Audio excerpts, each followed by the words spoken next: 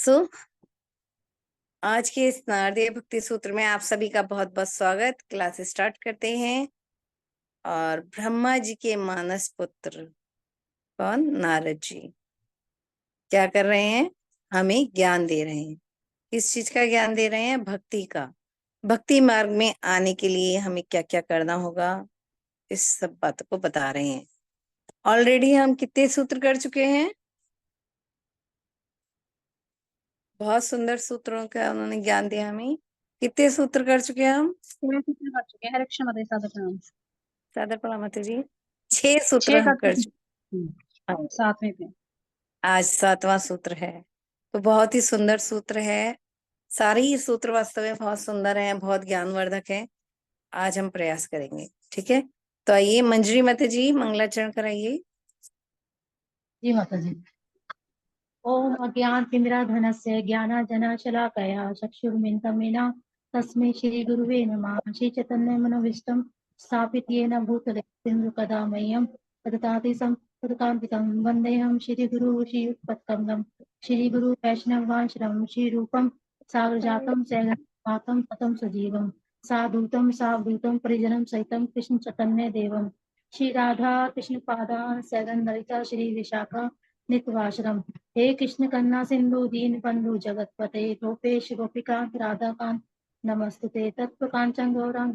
हे कृष्ण कन्या सिंधु दीन बंधु जगतपते गोपेश गोपिकांत राधाकांत नमस्तुते तत्व कांचन गौरांगी राधे वृंदावनेश्वरी विजभानुसुत देवी प्रणामी हरिप्रिय वांशा कल्पतु कृपा सिंधु एव च पतितनां पावनेयो वैष्णवेयो नमो नमः। जय श्री कृष्ण चैतन्य प्रभु नित्यानंद श्री अद्वैत गदाधर श्रीवासादि गौर भक्तविंदम। हरे कृष्णा कृष्णा कृष्णा हरे हरे हरे राम राम राम हरे हरे। नमो विष्णु पादाय कृष्ण प्रेष्ठाय भूतले श्रीमते भक्ति वेदांत स्वामी इति नामिने। नमस्ते सरस्वती देवी गौरवाणी प्रचारिणे निर्विशेष शून्यवादी पास्ताय देश तारिणे। हरे कृष्ण हरि बोल।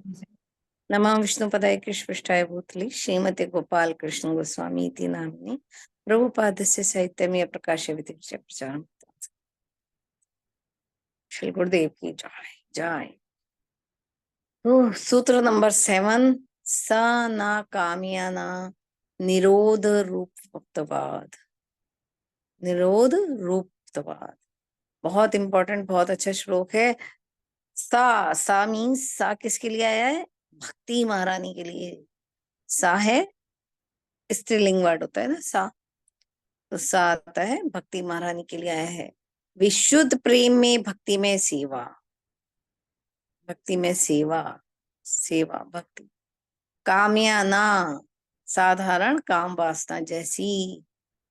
निरोध त्याग, रूपत्वाद उसका रूप होने के कारण, ठीक है। तो भावना माता जी। हरे कृष्णा माता जी, कोटि कोटि प्रणाम। कृष्णा माता जी कोटि कोटि प्रणाम। माता जी तात्पर्य पढ़िए। हाँ जी माता जी।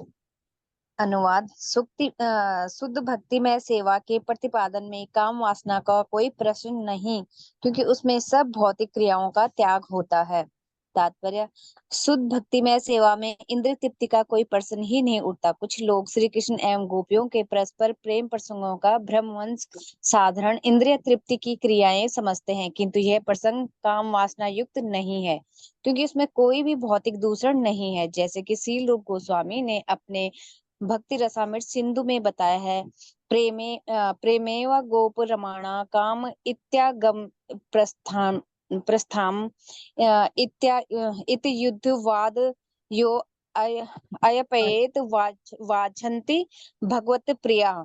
यद्यपि गोपियों के श्री कृष्ण के साथ संबंध कई लोगों द्वारा ब्रह्मवंश काम वासना कहे जाते हैं, तथापि महात्मा गण तथा उद्धव सदृश संत जन श्री कृष्ण के साथ इन्हीं प्रेम प्रसंगों की वांछा करते हैं। श्री चैतन्य चरितामृत के रचयिता शील कृष्णदास कविराज गोस्वामी ने इसीलिए कहा है, काम प्रेमे दोहाकार विभिन्न लक्षण लोह आर हेम याचे स्वरूपे विलक्षण। जिस प्रकार लोह एवं स्वर्ण में अंतर है, उसी प्रकार भौतिक काम वासना तथा श्री कृष्ण के गोपियों के साथ प्रेम प्रसंगों में भी अंतर है। श्री चैतन्य चरितामृत अ, यद्यपि ऐसे प्रेम प्रसंग कभी-कभी भौतिक काम वासना जैसे प्रतीत हो सकते हैं, तथापि उनमें निम्नलिखित भेद हैं।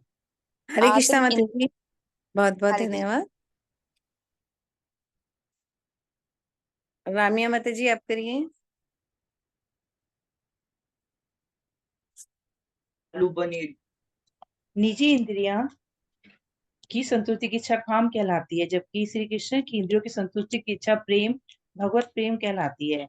श्री चैतन्य चरितामृत आदि 4.165। निर्वेशवादी श्री कृष्ण की इंद्रियों की संतुष्टि का सिद्धांत नहीं समझ सकते, क्योंकि वे भगवान के व्यक्तित्व को अस्वीकार करते हैं। अतः वह सोचते हैं कि भगवान की इंद्रिय नहीं है तथा इसलिए इंद्रिय संतुष्टि भी नहीं है। किंतु भक्त बस भगवान की इंद्रियों को संतुष्ट करना चाहते हैं और इसलिए वे भगवत प्रेम की शुद्ध क्रियाओं में भाग लेते हैं। उस शुद्ध दिव्य प्रेम की श्रेणी में काम वासना को कोई प्रश्न ही नहीं है। काम वासना इन तृप्ति हेतु सकाम कर्म तक पहुंचती है। मनुष्य के लिए विभिन्न प्रकार के कर्तव्य हैं, जैसे राजनीतिक कर्तव्य, वैदिक अनुष्ठानों का पालन, देह धारण के कर्तव्य एवं सामाजिक औपचारिकताएं तथा परंपराएं। किंतु ये सब क्रियाएं व्यक्ति की निज इंद्रियों की संतुष्टि की ओर लक्षित रहती हैं। किंतु गोपियां केवल श्री कृष्ण की इंद्रियों की संतुष्टि चाहती थी तथा इसलिए उन्होंने संबंधियों अथवा पतियों के उल्हानों की चिंता न करते हुए सामाजिक बंधन का पारंपरिक मार्ग पूर्णतः त्याग दिया था। उन्होंने श्री कृष्ण की संतुष्टि हेतु सब कुछ न्यौछावर कर दिया था और दिखा दिया था कि श्री कृष्ण के प्रति उनकी दृढ़ आसक्ति धुले श्वेत वस्त्र के समान निर्मल है। यह कहा हरे जाता कृष्णा है। माता जी। हरे कृष्ण माता जी। अलका माता जी। हरे कृष्ण माता जी मैं ना हॉस्पिटल में हूँ, इसलिए मैं सिर्फ ओके सुन माता रही जी। हूँ। ओके माता जी। शालिनी माता जी, आप करेंगे। जी माता जी। यहाँ कहा जाता है कि जब प्रेमी एवं प्रेमिष्पद के बीच दाम्पत्य प्रेम विनाश के बिंदु तक पहुंचकर भी विनष्ट नहीं होता, तो ऐसा संबंध शुद्ध प्रेम होता है। भौतिक जगत में इस प्रकार का प्रेम मिलना संभव नहीं, क्योंकि यह केवल श्री कृष्ण एवं गोपी जन सदृश उनके अंतरंग भक्तों के मध्य ही रहता है। गोपियों एवं श्री कृष्ण के मध्य का भाव इतना दृढ़ था कि किसी भी परिस्थिति में उनका विनाश नहीं हो सकता था। श्रीमद् भागवतम में भगवान श्री कृष्ण गोपियों की शुद्ध प्रेम की प्रशंसा करते हैं। न पार ये अहम निर्बद्ध संयुज्याम स्वसाधु कृत्यम विबुधा युषास्पि वा या माँ भजनम दुर्ज गृहे श्रृंखला सर्वस्व तद प्रतियातु साधुना। मेरी प्रिय गोपियों, में तुम्हारी निर्मल सेवा का ऋण ब्रह्मा के जीवन काल में भी चुका पाने में असमर्थ हूँ। मुझसे तुम्हारा संबंध लांछन में परे है। तुमने दुर्जय ग्रह संबंधों को काटकर मेरी आराधना की है, अतः कृपा अपने उज्ज्वल कृत्यों को ही अपना पारितोषिक समझो। हरे कृष्ण माता जी। हरे कृष्णा।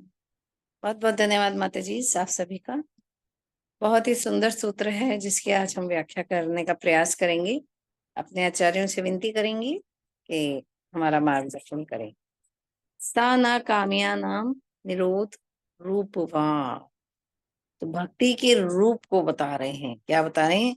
भक्ति के रूप को। भक्ति का रूप कैसा है? निरोध। निरोध मीन्स कोई भी उसमें बाधा उत्पन्न नहीं होती। जो व्यक्ति भक्ति को भली भांति जानते हैं, हमने लास्ट सूत्र में क्या पढ़ा? जो व्यक्ति भक्ति को भली भांति जानते कैसे हो जाते हैं? मत हो जाते हैं, स्तब्ध हो जाते हैं और आत्माराम हो जाते हैं। हमने लास्ट श्लोक 6 नंबर सूत्र में ये पढ़ा। क्या? कि मत, उन्मत्त और स्तब्ध। मत, उन्मत्त, स्तब्ध और आत्मा हो जाते हैं। तो ये ही है भक्ति का रूप। क्या रूप है भक्ति का? वैराग्य है। वैराग्य, जो जितना अधिक वैराग्य करेगा उतना ही अधिक भक्ति में श्रेयस होगा। यहाँ प्रश्न आता है कि यदि कोई भोग भी करना चाहे, यदि कोई भक्त है वो भोग भी करना चाह रहा है और भक्ति भी करना चाह रहा है, वो भोग करते हुए भक्ति करना चाह रहा है। क्या ऐसा पॉसिबल है? बताइए, क्या ऐसा पॉसिबल है कि व्यक्ति भोग भी नहीं करे माता और? जी, नहीं, नॉट पॉसिबल। नॉट पॉसिबल, बिल्कुल। हमारे आचार्य बताते हैं नॉट पॉसिबल, मतलब ही नहीं होता। आप इनमें से कोई एक मार्ग ही ले सकते हैं। क्या? या तो आप भक्ति मार्ग या आप भोग का मार्ग। इसमें बताते हैं कि किस प्रकार का वैराग्य होना चाहिए। आप साक्षात्कार के लिए किस प्रकार का वैराग्य होना चाहिए? तीन तीन प्रमुख मार्ग हैं। क्या हमारे जीवन में क्या होते हैं? तीन प्रमुख मार्ग बताए गए हैं भक्त के लिए। पहला क्या मार्ग है? कर्म का मार्ग। कर्म, कर्म क्या है? मैं अपनी इंद्रिय तृप्ति के लिए ही कर रहा हूँ, मैं स्वयं के लिए ही कर रहा हूँ। इसमें जो वैराग्य होता है वो कैसा होता है? ना के बराबर। अपनी इंद्रिय तृप्ति के लिए, इस भौतिक समाज के लिए, इस भौतिक जगत के लिए किया गया कोई भी कार्य क्या कहलाता है? कर्म। और ये कैसा होता है? इसमें वैराग्य का लेश मात्र भी नहीं होता। कर्मी क्या चाहता है? ज्यादा से ज्यादा से ज्यादा से ज्यादा अपनी इंद्रिय तृप्ति, कोई भी तरह से, किसी भी तरह से, ये इनके इन प्रकरण अपनी इंद्रिय तृप्ति, अपना भोग करना चाहता है। और क्या चाहता है? तपस्या को एक तरफ, उसे ज्ञान ही नहीं होता मैं क्या करूं। और ज्ञानी कोई आकर के उसे बता भी दे तो इतना ज्यादा उसमें लिप्त होता है कि वो ये मानता ही नहीं है। तो पहला होता है कर्म। कर्म में क्या होता है? वैराग्य ना के बराबर। दूसरा आ जाता है ज्ञान। ज्ञान क्या होता है? इस मार्ग में वैराग्य आ जाता है। इस मार्ग में क्या है? तपस्या आ जाती है, कठिन तपस्या। कठिन तपस्या आ जाती है। बहुत ही अधिक अधिक अधिक वैराग्य आ जाता है। बहुत अधिक वैराग्य कि मैं सब कुछ त्याग कर, इस भौतिक जगत को त्याग के, इस भौतिक समाज को त्याग के, अपनी इंद्रिय तृप्ति को त्याग के क्या कर रहा हूँ? अब मैं केवल और केवल वैराग्य हो गया है मेरे को बहुत ज्यादा। अब मैं केवल भगवान की भक्ति कर। इसे हम योग भी इसमें इंक्लूड कर सकते हैं। योग, ज्ञान योग, योग मार्ग, उसमें भी यही होता है। योग मार्ग में क्या होता है? योगी क्या करता है? जाके हिमालय पे, जाके पहाड़ों पे बस जाते हैं और क्या करते हैं? यही करते हैं। क्या? बहुत अधिक तपस्या करते हैं। तो उनमें वैराग्य आ जाता है तपस्या करते हैं तो क्या ये भक्ति मार्ग के लिए सही है? बताइए, क्या ये पद्धति, ज्ञान पद्धति, योग पद्धति भक्ति मार्ग के लिए सही है? नहीं माता जी, अधूरा ज्ञान है ना ये तो। अधूरा ज्ञान है। इससे क्या होता है? ऐसे रसहीन जीवन से हृदय कठोर हो जाता है। ऐसे रसहीन जीवन से क्या होता है? हृदय कठोर हो जाता है, व्यक्ति कठोर बन जाता है। कठोरता में भक्ति का बीज कैसे पनपेगा? उसके लिए तो बहुत सूक्ष्म और बहुत अच्छी कोमल मिट्टी होनी चाहिए ना, जिसमें भक्ति का बीज पनपे। तो भक्ति के बीज के लिए हमें क्या करना होता है? भोग से भी मन विचलित रहता है, और कर्मी का भी मन विचलित रहता है, भोग से भी रहता है और अधिक तपस्या से भी रहता है। ज्ञान में भी मन कठोर होता है, भक्ति नहीं होती। तो कैसे हम अपने हृदय को कोमल बनाएं? कैसे हम अपने हृदय में भक्ति के बीज को अंकुरित करें? इसके लिए क्या होता है? भक्ति मार्ग, थर्ड पॉइंट। कर्म योग, कर्म का मार्ग, ज्ञान और योग पद्धति, और तीसरा आ जाता है यहाँ भक्ति मार्ग। अब भक्ति मार्ग में क्या होता है? भक्ति मार्ग में क्या होता है? मध्यम वैराग्य आता है। वहां पर वैराग्य था ही नहीं, दूसरे में अति वैराग्य हो गया। यहाँ पे क्या हो गया? मध्यम आता है। मध्यम वैराग्य का क्या मतलब है? अगर कुछ वैराग्य नहीं करेंगे, अगर कुछ वैराग्य नहीं करेंगे या दिखाएंगे नहीं कि हम केवल व्यक्ति भक्ति भक्ति कर रहे हैं, अंदर ही अंदर भक्ति कर रहे हैं, या कुछ होगा, तो वो सहजिए की श्रेणी में आ जाता है, सहजिए बन जाता है। तो भक्ति मार्ग में हमें दिखाना पड़ता है कुछ वैराग्य, ज्यादा नहीं। ठीक है, वैराग्य दिखाना पड़ता है, ज्यादा नहीं। इसका एग्जाम्पल अभी हम आगे लेंगे। तो यहाँ पर आया है प्रणाम कृष्णदास कविराज गोस्वामी का।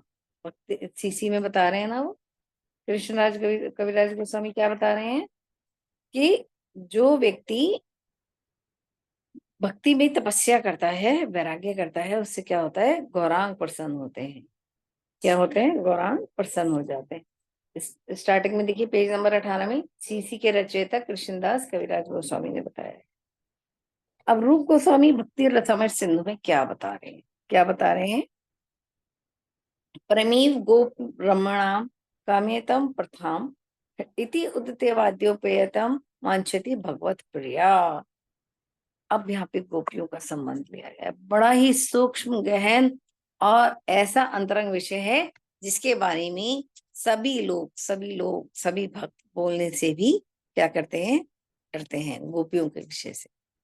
किंतु वास्तविकता यही है कि जो सबसे सबसे सबसे उत्तम भक्त हैं, जो सबसे उच्च कोटि की भक्त हैं, वो वास्तव में कौन है? भक्ति महारानी, गोपियां ही। वो गोपियां ही हैं। इस श्लोक के स्टार्टिंग से लेके, इस सूत्र के स्टार्टिंग से लेके और एंड, रूपा जी ने तात्पर्य में एंड तक गोपियों का ही वर्णन किया। बताते हैं वो कैसी भक्ति में उन्नत हुई, कैसे रहती। तो भक्ति रसामृत सिंधु में रूप गोस्वामी बताते हैं, यद्यपि गोपियां कृष्ण के साथ संबंध कई लोगों द्वारा भ्रमवश काम वासना कहलाता है, तथापि महात्मागण तथा उद्धव सदृश संतन जन कृष्ण, उद्धव जी और जो हमारे महात्मा हैं, जो हमारे सन्यासी गण हैं, वो क्या बताते हैं? कृष्ण के साथ इन्हीं प्रेम प्रशंसा की प्रशंसा करते हैं।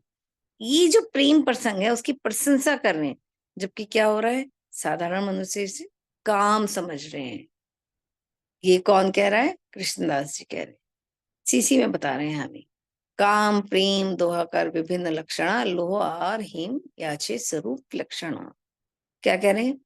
सही कह रहे हैं, लोग इसे काम समझते हैं, किंतु जो भक्त हैं, जो भक्ति में उन्नत हैं, वो कृष्ण प्रेम समझते हैं। जो समझ जाते हैं कि कृष्ण प्रेम क्या है, कृष्ण प्रेम कैसा होना चाहिए। ठीक है,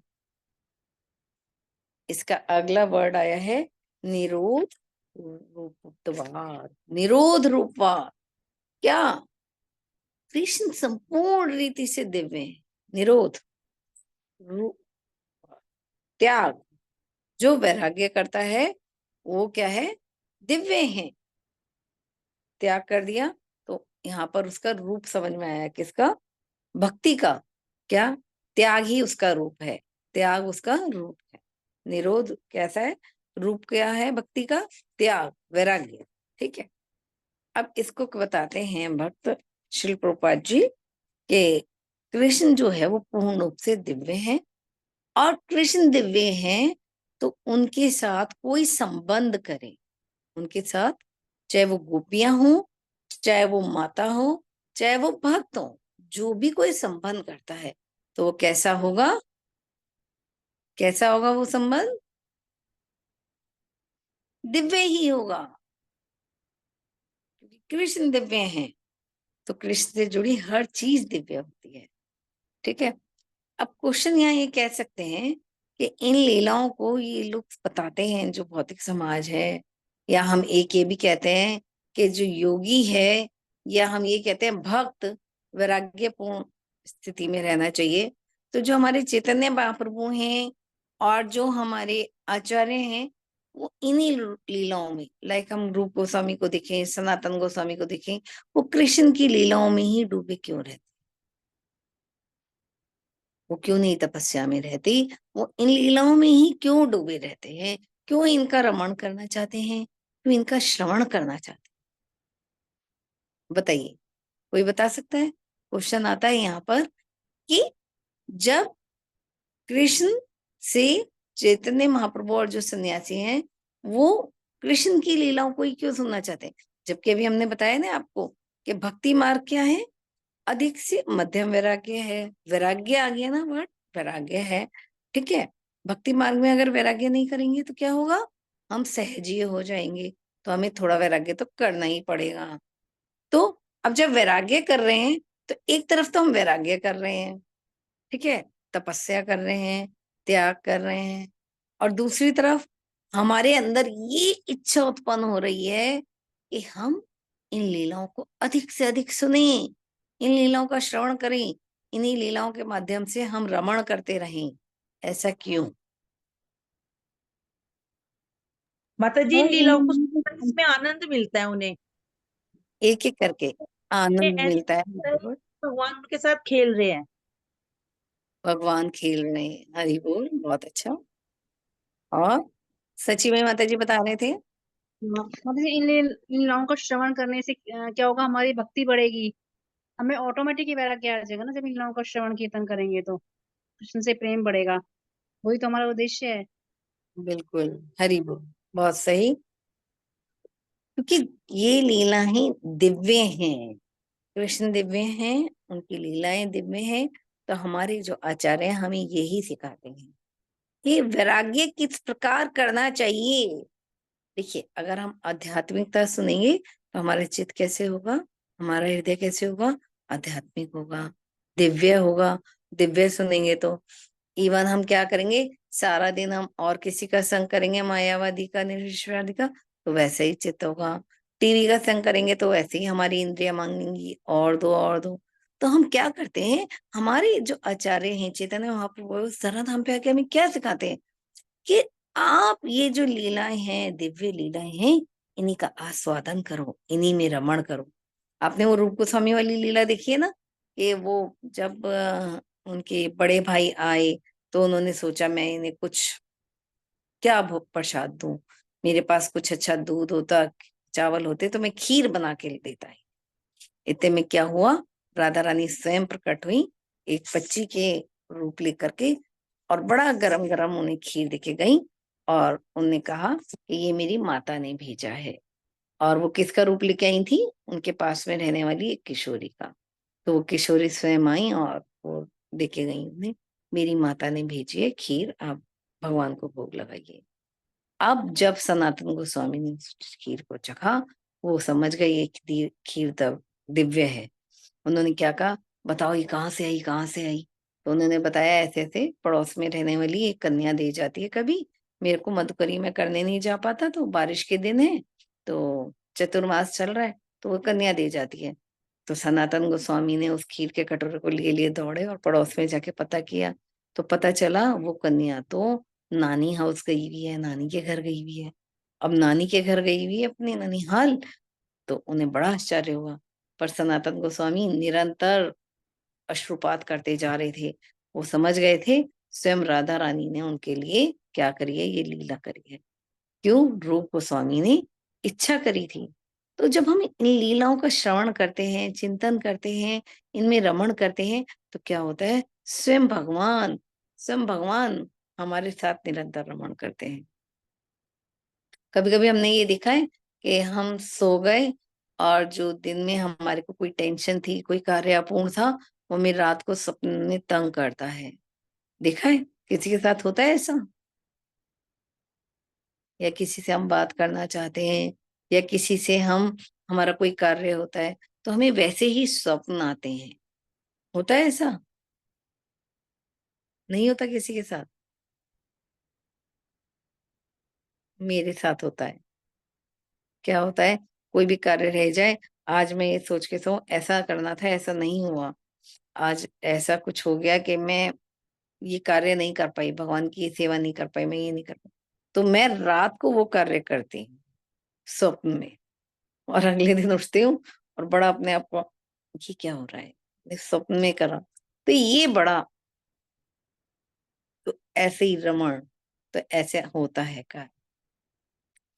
तो क्योंकि लीलाएं हैं, इनका भेद करते हैं अब शिल प्रभुपाद, इन लीलाओं का भेद करते हैं। अब क्योंकि यहाँ मनुष्यों का भी आया है कि वो इस लीला को क्या समझते हैं, काम वासना। तो श्रील प्रभुपाद कहते हैं काम और प्रेम में दो अंतर हैं। अंतर है काम में और प्रेम।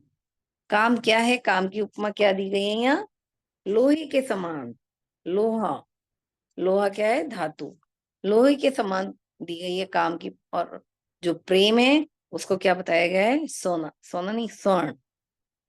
ठीक है, सोने के दो अंतर होते हैं, स्वर्ण, दोनों ही धातु हैं, किंतु अंतर बहुत बड़ा है। आज ही आप खरीदने चले जाओ, लोहे का रेट और स्वर्ण का रेट आपको पता चल जाएगा, कितना बड़ा अंतर हुआ है, और कार्य भी बहुत अच्छा है। तो ये अंतर है। तो प्रेम की परिभाषा हमें दी गई है सीसी में, यहाँ पर आया है श्लोक, काम प्रेम दोहाकार विभिन्न लक्षण लोह और हेम याचे स्वरूप लक्षण। ये किसकी परिभाषा दी गई है? प्रेम की। जिस प्रकार लोहे और स्वर्ण में अंतर होता है, उसी प्रकार भौतिक काम वासना तथा कृष्ण के गोपियों के साथ प्रेम प्रसंगों में भी अंतर है। यद्यपि ऐसे प्रेम हमें क्या होते हैं? काम वासना के जैसे प्रतीत होते हैं, तथापि उनमें निम्नलिखित भेद है। अब ये भेद क्या है? इसके अंतर को क्या बताते हैं? आत्म इंद्रिय प्रीति वांछा तारे बलि काम, कृष्ण इंद्रिय प्रीति इच्छा धरे प्रेम ना। समझ आई क्या होगा आपका?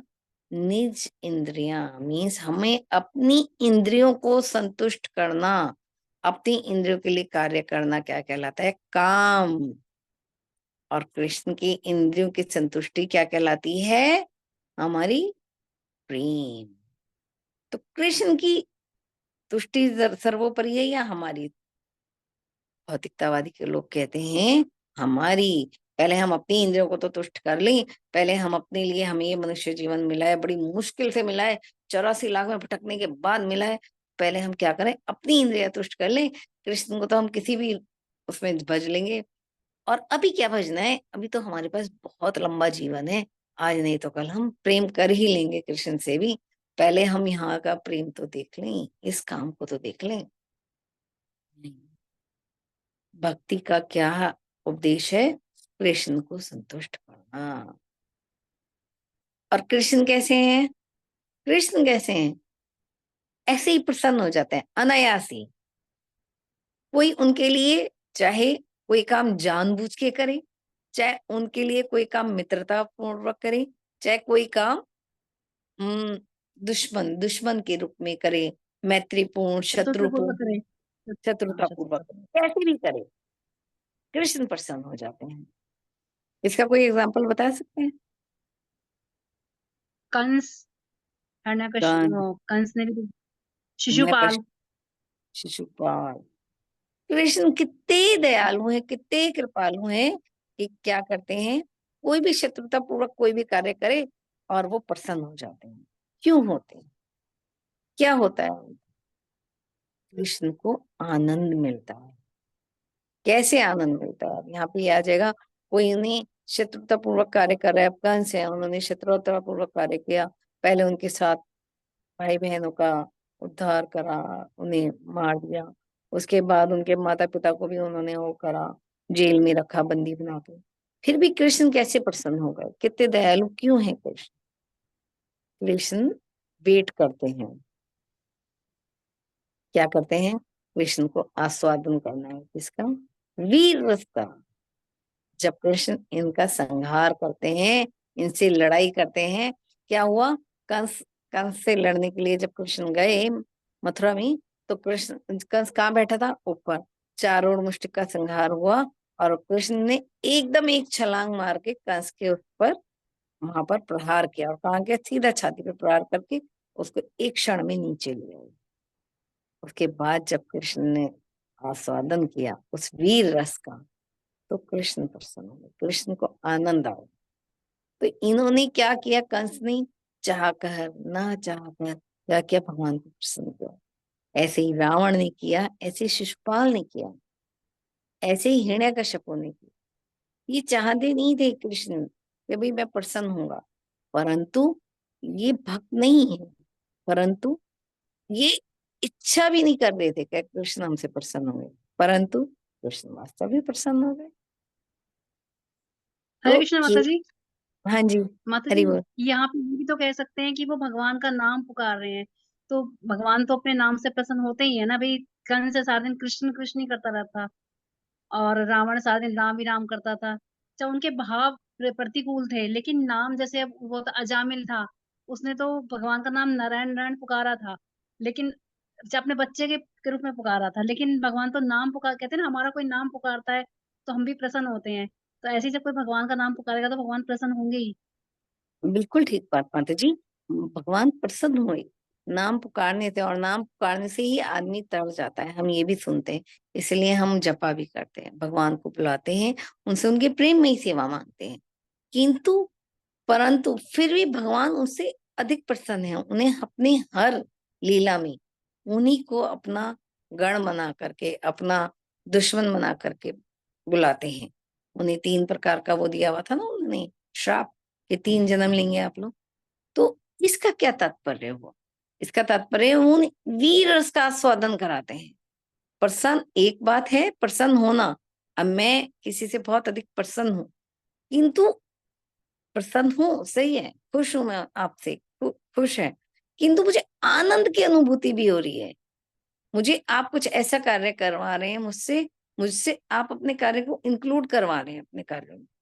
तो वो जो, अब मैं चाहती क्या हूं, आप मुझे क्या करिए, एक रूम में बिठा दीजिए और आरती उतारिए मेरी, मेरे नाम जप करिए, मैं प्रसन्न हो रही हूँ, वाकई में प्रसन्न हो रही हूँ, सही है। किंतु एक ये है कि मैं आपके साथ आपके क्षेत्र में मिलके और अपना पसंदीदा कार्य कर रही हूँ, ठीक है।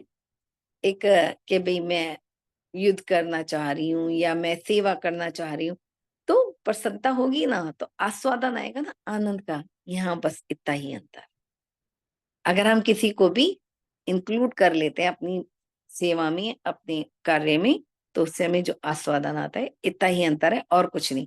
अदरवाइज नाम से प्रसन्न होते हैं भगवान, किंतु लीलाओं से वो भक्ति का, अपने रसों का आस्वादन करते हैं, इतना ही है। तो केवल और केवल इच्छा मात्र होनी चाहिए, ठीक है। अगर किसी की इच्छा होती है, अब जैसे अजामिल का नाम लिया माता जी ने, अजामिल की इच्छा थी ना कि अपने पुत्र का नाम नारायण रखे, तो इच्छा हुई तो उन्होंने नारायण रखा। ऐसी इच्छा हुई भक्ति की तो कोई कार्य होता है। किंतु इसके साथ सेकंड जरूरी है सेवा, सेवा भी होनी चाहिए। इच्छा को कहा गया है अनुकील, इच्छा को कृति, कृति में लाना चाहिए, सेवा में लाना चाहिए। अदरवाइज इच्छा जो हुई, इच्छा इच्छा करके केवल, अब हमारी इच्छा है हमें जब करना है करना है करना है, किंतु कर नहीं रहे, इच्छा हो रही है, तो उसका फल कितना मिलेगा? उसका फल 1%, 2%, 3%, ठीक है। किंतु जब हम जब करेंगे, उसे ध्यान पूर्वक सुनेंगे और करेंगे, तो उसका फल कितना मिलेगा? 100%। उसका फल हमें 100% मिलेगा। और कृष्ण क्या होगा? कृष्ण ऋणी हो जाएंगे। कृष्ण क्या होगा? ऋणी हो जाएंगे। लास्ट वाले श्लोक में लिखा है ना कि क्या होता है, इसका एग्जाम्पल दिया है ना गोपियों का प्रभुपाद जी ने लास्ट 19वें पेज पर, कि इच्छा भी था, भाव भी था और कार्य भी किया उन्होंने, और ऐसा किया कि कृष्ण ऋणी हो गए। मेरी प्रिय गोपियों, मैं तुम्हारी निर्मल सेवा से, इच्छा तो थी गोपियों की, तभी वो ब्रजभूमि में आई, कृष्ण की सेवा में आई, कृष्ण की लीला में आई, ठीक है। इसके बाद क्या हुआ? मैं तुम्हारी निर्मल सेवा का ऋण, निर्मल सेवा का ऋण भ्रम के जीवन काल में भी चुका पाने में असमर्थ हूं।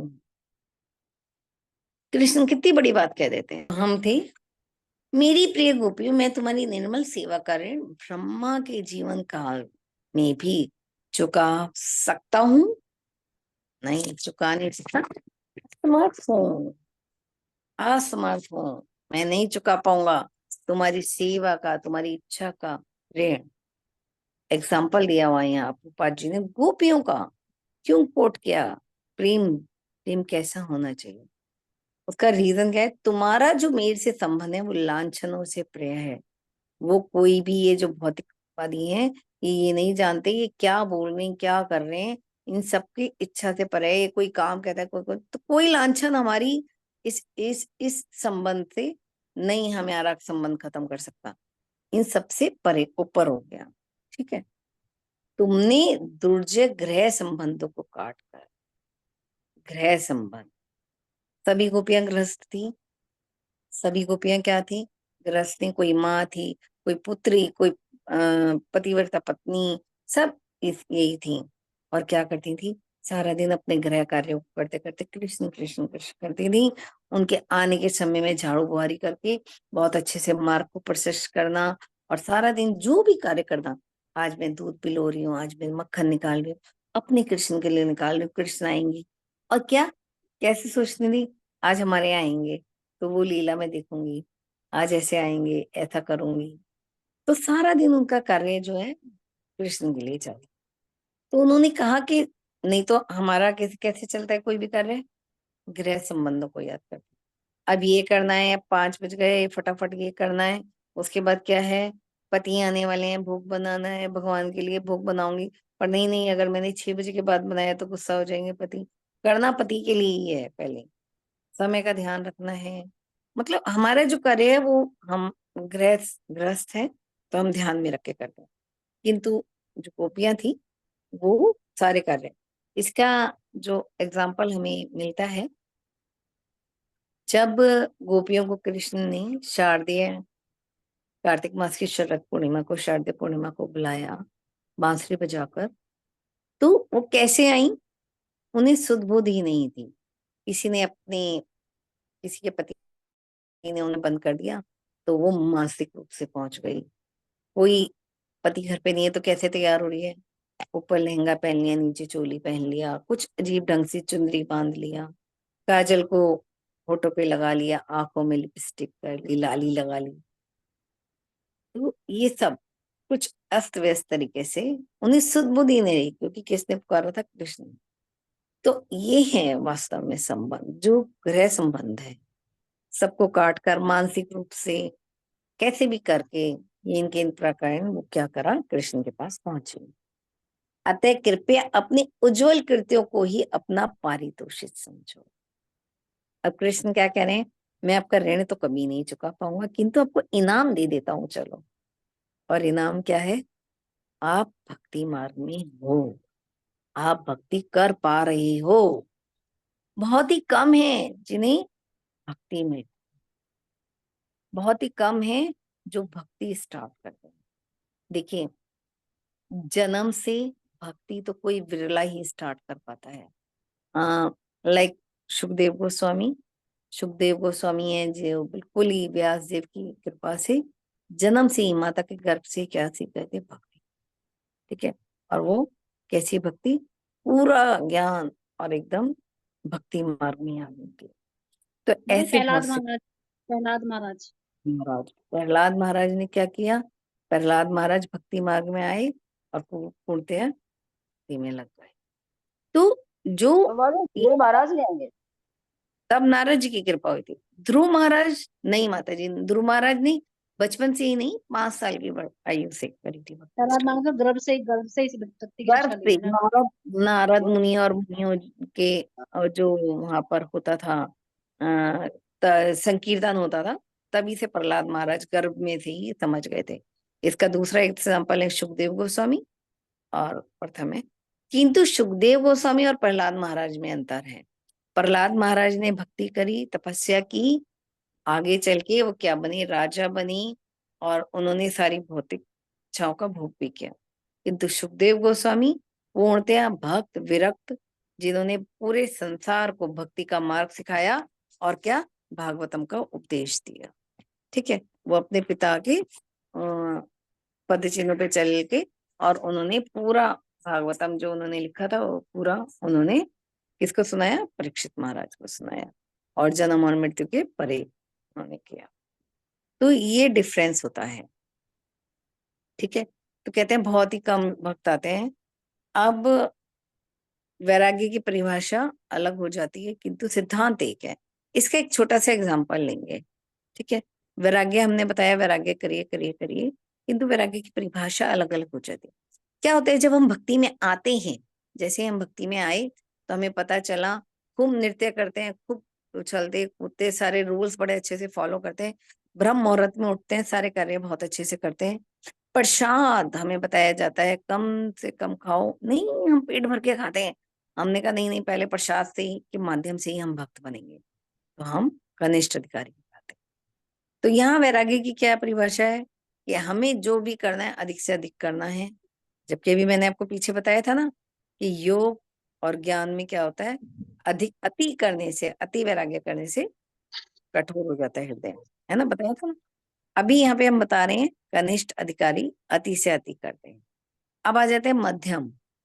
मध्यम अधिकारी होते होते उन्हें क्या होता है, जब थोड़ी और भक्ति में प्रगति कर ली तो हमें क्या पता चलता है, कम से कम प्रसाद खाओ, अधिक से अधिक भक्ति करो, भक्ति मार्ग में करना है, और थोड़ा अलग अलग, मन की इच्छा मिली सेवा कर ली, नहीं मिली नहीं करी। मध्यम अधिकारी यहाँ तक होता है। ठीक है, अब आ गया उत्तम अधिकारी। उत्तम अधिकारी क्या करता है, सेवा अधिक से अधिक, सारा टाइम भक्तों के बारे में सोचते हैं, भगवान के बारे में सोचते हैं, मैं अधिक से अधिक कितने भक्त बना लूं, कैसे मैं कृष्ण को प्रसन्न कर लूं। उसके लिए क्या है, मैंने प्रसाद छोड़ दिया है, नहीं थोड़ा सा पा लेता हूँ, इस शरीर को भी तो चलाना है। ठीक है, अधिक से अधिक मैं क्या करूं, प्रगति करूं भक्ति में, अधिक से अधिक भक्त बना लूं जिससे कृष्ण प्रसन्न होंगे। तो क्या होता है, शरणागति का भाव आ जाता है। तो इससे क्या होता है, इससे कृष्ण प्रसन्न होते हैं। तो ये है उत्तम अधिकारी का। तो ये वैराग्य की परिभाषा आती है। वांछा कल्प करते हैं ताकि सब 2 मिनट। वांछा कल्पतरुभ्यश्च कृपा सिंधुभ्यैव च पतितानां आपने विष्णु नमः। अनंत कोटि वैष्णव की जय, जय हरिदास ठाकुर की जय, श्री भक्ति विनोद ठाकुर की जय, श्री नारद भक्ति सिंह की जय, निताई गौर प्रेमानंदे हरि हरि हरि हरि बोल। बोल। हरे कृष्ण माता जी, सादर प्रणाम। हरे कृष्ण माता जी, सबको सबको सादर हरे कृष्ण माता जी, सादर प्रणाम। सबको